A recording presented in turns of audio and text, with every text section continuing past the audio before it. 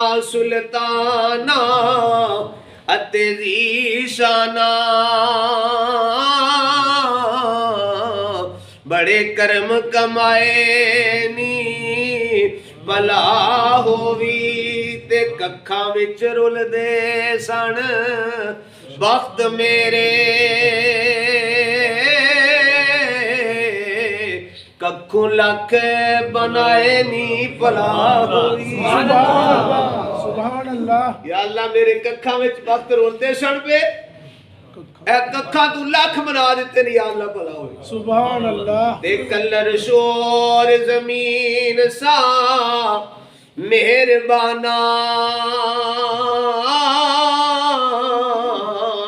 ए बूटे कर्मा दे लाए नी भला होवी ते पता सारा सरदार नू।